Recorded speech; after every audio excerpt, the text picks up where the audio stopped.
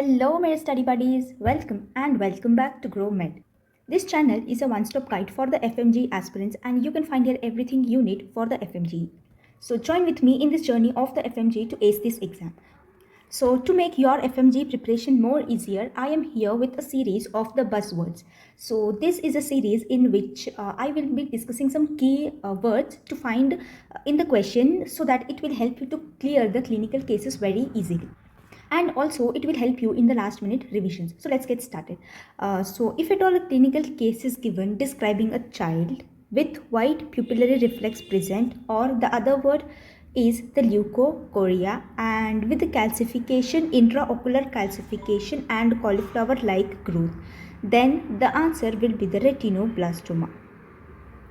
And questions, the other two questions asked, will also discuss those things here, and that also can be described in the clinical case, that the chromosome involved is 13q14, and another very important finding seen on the biopsy is the Flexner Winter-Steiner rosette. Okay, so the three things you need to look in the question: the white pupillary reflex, calcification, cauliflower-like growth, and on the biopsy these findings. Then you need to be sure shot that the answer is the retinoblastoma.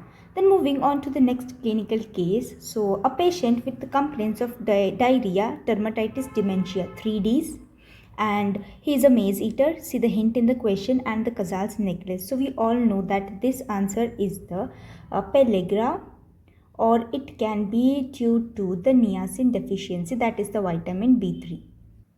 Okay, then moving on to the next question. So the black pigmentation of the pinna and the sclera of the eyes and color of the urine changes to the black. So see, this one is the hint mark which will be given in the question, and the diagnosis is the alkaptonuria. And the questions are asked on the enzyme deficient in this alkaptonuria, and it is the homogentisate oxidase. Homogentisate dioxygenase.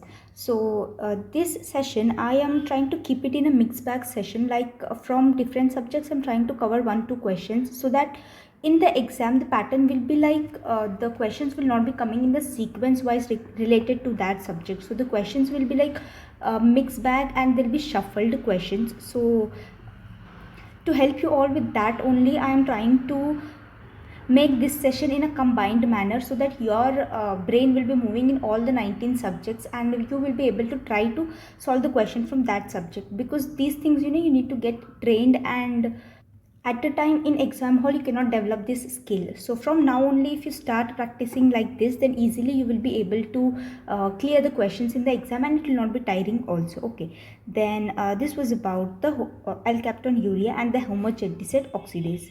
Then moving on to the next clinical case, that elderly male, altered albumin globulin ratio will be given in the question. Then along with that, the features like increased urinary protein, increased calcium, that is the hypercalcemia, and Benston's proteins are seen.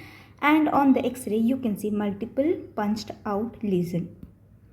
So I think you have come to a conclusion that what is the diagnosis is. So take 2 minutes, think about the diagnosis, and try to answer the question. So the answer is the multiple myeloma. Okay, so this will be the clinical presentation if a multiple myeloma case is described. Then also the important things to remember from this multiple myeloma is the investigation of choice, which is the serum electrophoresis. And then along with that, if you take the biopsy of the bone marrow, you can see some important findings like the Dutcher bodies, Russell bodies, and the Mulberry cell appearance. Okay, so these images you need to look, if at all they want to ask it in integration with the image based question, something like that. Okay, then moving on to the middle aged lady with abdominal pain plus diarrhea, and when you do the intestinal biopsy, what you see is the villus atrophy, and you can see anti-TTG antibodies present in the serum. Okay, so 2 hint marks given: villus atrophy and the anti-TTG antibody. Now what can be the diagnosis? Okay, so the diagnosis will be celiac sprue. A very famous question asked in the FMG, the celiac sprue, and usually questions are asked like this clinical case only. Okay, then moving on to the next clinical case. So there will be description given of a child, thymic hypoplasia, cleft palate, then decrease in the immunity, weak immunity, and there will be hypocalcemia and a cardiac defect, that is the cardiovascular defect, that is the tetralogy of the Fowler. So what will be the diagnosis?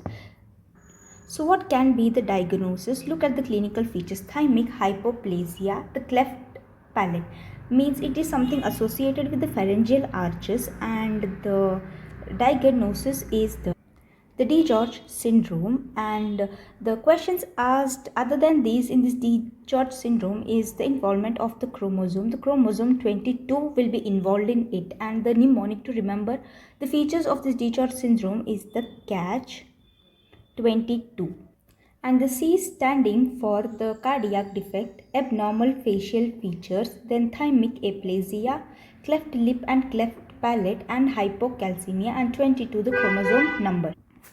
Okay, so these were the things which you must remember from the DiGeorge syndrome. Then moving on to the next clinical case, wherein they are describing a male. He comes with the complaints of infertility, and on examination you find that the patient is having azoospermia. Then the other features seen are the gynecomastia, hypogonadism, and scanty pubic hair or decreased pubic hair, and also they can describe the tall stature. Then what is the diagnosis? So the diagnosis is the Klinefelter syndrome, and the chromosomal abnormality involved or present in this condition is the presence of an extra X chromosome. It will be XXY. This one is the most important clinical case, and also the most favorite case of these Fmge. So a child, and the age will be described between 5 to 15 years, especially between the 8 to 10 years. And then he had sore throat, and after the sore throat he will be developing periorbital edema, and after few days he will again develop hematuria, or he will develop cola colored urine. So what is the diagnosis? So this is a very easy clinical case, and also I think most of you have already solved this question, that the answer is the post streptococcal glomerulonephritis. Comes an integration with the pediatric, then the pathology, then medicine, then integration with the surgery also. So this is a vast and a huge spread topic, the post streptococcal glomerulonephritis, and you need to remember all the points regarding this PSGN. So as we are discussing about the PSGN, let's also discuss about the another similar clinical presentation given, but the disease will be different. Like a child then presents with the periorbital edema, or this edema can be variable edema, and then massive proteinuria and effacement of the podocyte. So these two are the key words which will be given in the question, and if at all these things are present, then the answer will be the minimal change disease. Post streptococcal glomerulonephritis, it is a type of the nephritic syndrome. Okay, nephritic, and this one is a type of the nephrotic syndrome, and the clinical differentiating factor between these two is that in PSGN you can see hematuria. Okay, but in case of minimal change disease you cannot see the hematuria. Okay, so this one is the differentiating factor, and I think now you have understood how to differentiate between the PSGN and the minimal change disease. Then moving on to the next important question, that they'll be describing an elderly male comes with a complaint of lower back pain, and on x-ray spine you see osteoblastic changes. So what is the diagnosis? So the answer is the prostate cancer, CA prostate. And also another hint which can be given in this question is the increase in the PSA levels, that is the prostate specific antigen, which is a marker for the CA prostate. See, we have already discussed one important one-liner also here, that which of the following is the marker for the CA prostate, and it is the PSA. Okay, so these were some important and repeatedly asked clinical cases in the Fmge. So I think this video will help you all in your last minute revision, and if at all if someone have not done any subject clearly and is confused with the clinical cases, then I think this video is especially for you all, so that in the last minute you'll be just looking at the buzzwords, you can solve the clinical cases easily. So that's all in this video, guys. Please comment below how did you find this video. Is it useful to you all, and is it helpful, so that if you want I will be continuing this series and we can solve more clinical cases like this. So thank you so much for watching this video. I am Dr. Padmini, your mentor for the Fmge. Like the video, share it with your friends, and subscribe to GrowMed if you're new to GrowMed. Once again, thank you so much. All the best for the Fmge. Bye bye.